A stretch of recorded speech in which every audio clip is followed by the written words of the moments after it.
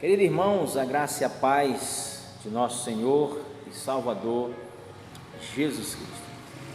Querido, eu queria compartilhar da palavra do Senhor no livro de Jonas, no capítulo 1, os versículos 1 e 2, diz assim a palavra de Deus. A palavra do Senhor veio a Jonas, filho de Amitai, vai à grande cidade de Nínive e prega contra ela, porque a sua maldade subiu até mim. E os versículos 8 e o versículo 9 diz assim a palavra de Deus. Então lhe disseram: declara-nos agora, por culpa de quem nos sobreveio esta tragédia? Que ocupação é a tua? De onde vens? Qual a tua terra? E de que povo tu és?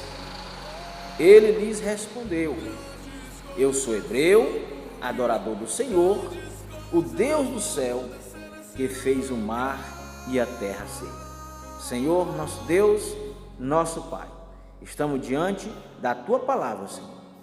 Que os nossos corações seja depósito da tua palavra, que os nossos corações seja, meu Deus, guarita para a tua palavra. Nós oramos em nome de Jesus, amém. Então, querida, aqui é uma história bastante interessante, a história de Jonas, porque para alguns estudiosos não passa de uma parábola, né?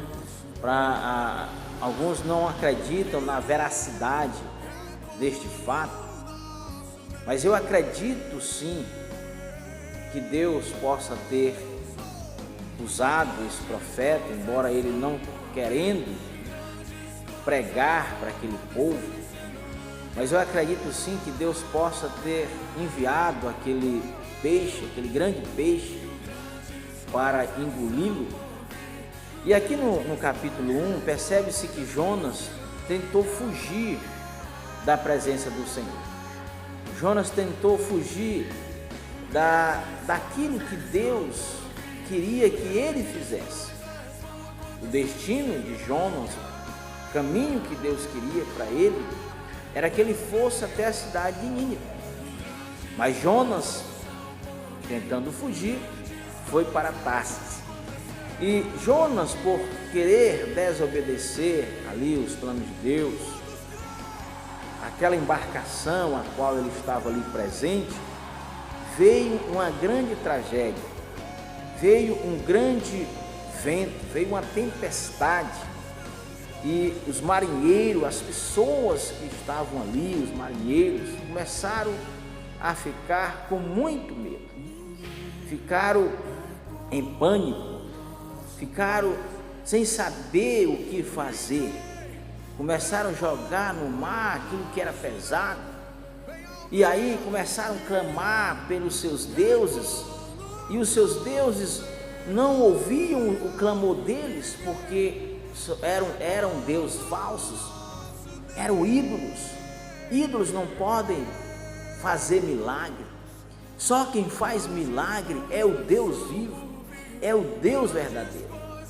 Então, meu querido, eu entendo que ninguém pode frustrar os planos de Deus. Ninguém pode mudar o propósito de Deus. Quando Ele quer fazer uma coisa, ninguém pode impedir.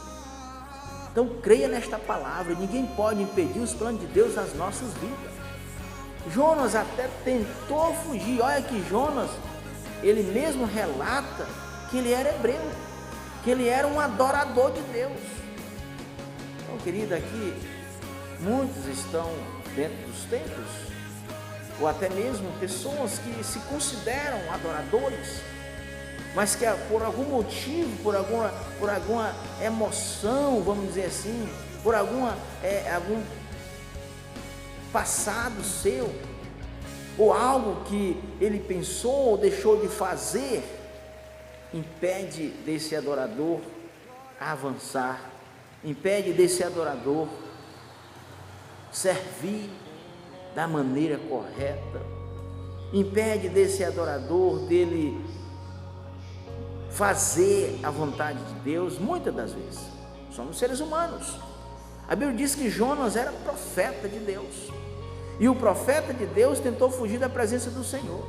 Foi preciso Deus tratar o seu coração, foi preciso Deus enviar uma tempestade, foi preciso Deus mudar a atitude daqueles marinheiros, e aquele caos serviu para aqueles marinheiros refletir, porque eles não sabiam mais o que fazer, e aí eles lançaram sorte, um tipo de dado, e essa sorte caiu sobre o profeta Jonas, e aí Jonas vai confessar, vai dizer: realmente essa tragédia, realmente este caos, realmente essa tempestade, realmente as coisas não estão dando certo para vocês, realmente vocês não estão chegando ao destino de vocês, a culpa é minha, porque eu estou desobedecendo ao Senhor, eu estou fugindo da presença do Senhor.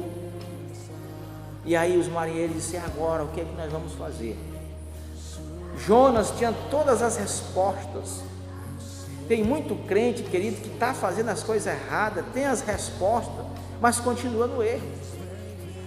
Sabe que se amoldar aos padrões do mundo é errado, mas continua se amoldando aos padrões do mundo, continua fazendo aquilo que desagrada a Deus, continua imitando ao mundo em vez de imitar o Senhor. Embora se declaram que é adorador, se declaram que são cristãos, que são crentes em Jesus Cristo, mas tem deixado de fazer a vontade do Senhor. E a Bíblia diz que nem todos aqueles que dizem Senhor, Senhor, entrará no reino dos céus, mas aqueles que fazem a vontade de Deus. E a vontade de Deus, querido, ela é perfeita, ela é agradável. A vontade de Deus é a melhor para nós. E aí, querido, nós podemos aprender aqui que o que nós devemos fazer, nós devemos obedecer, é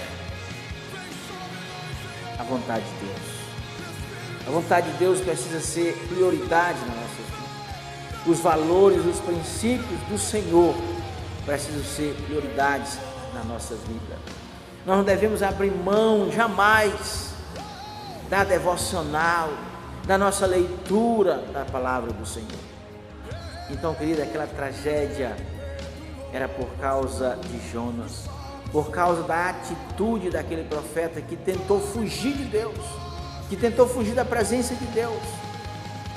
Mas ele sabia muito bem, eu compreendo, eu acredito isso, que ninguém pode se esconder dos olhos de Deus. Ninguém pode se esconder da presença de Deus, dos olhos do Senhor. E quando você tenta fugir da presença de Deus, você sofre as consequências. Outra coisa também, querido, aquele caos serviu para aqueles marinheiros serem transformados.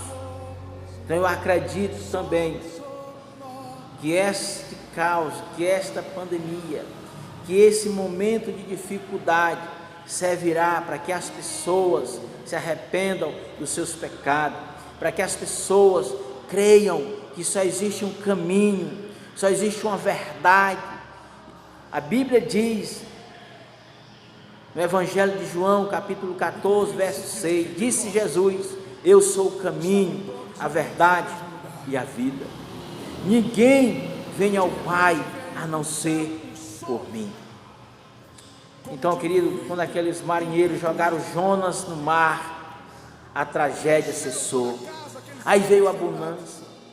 E Deus é tão misericordioso que envia o grande peixe para engolir Jonas, para guardar ele da morte, para que os planos de Deus pudessem ser cumpridos na sua vida, e para que o seu coração pudesse ser aquebrantado, e ele pudesse entender que nós precisamos ter compaixão dos pecadores. Por mais que esse pecador tenha feito algo que aos nossos olhos não haveria perdão, aos nossos olhos, mas aos olhos de Deus há perdão, há misericórdia, há compaixão, há amor. Porque se nós estamos aqui, querida, é porque Deus nos amou primeiro. Então, querido, não brinque de ser crente. Venhamos servir ao Senhor de todo o nosso coração, de toda a nossa alma. Nós fomos chamados para sermos santos. Nós fomos chamados para a pureza e não para a impureza. Nós fomos chamados para fazer a vontade de Deus. Nós fomos chamados para levar a palavra do Senhor até os confins da terra. Que Deus abençoe você. Que Deus abençoe sua vida. Lembre-se, ninguém pode frustrar os planos de Deus. Senhor, nosso Deus, nosso Pai. Que a cada dia possamos, meu Deus, buscar fazer a Tua vontade. Pai, faça com que essa pandemia cesse logo e que nós possamos voltar à normalidade. Nós oramos em nome de Jesus. Tenha misericórdia das autoridades. Eu oro em nome de Jesus. Amém e amém. Que Deus abençoe você, querido irmão. Que Deus abençoe a sua família, em nome de Jesus.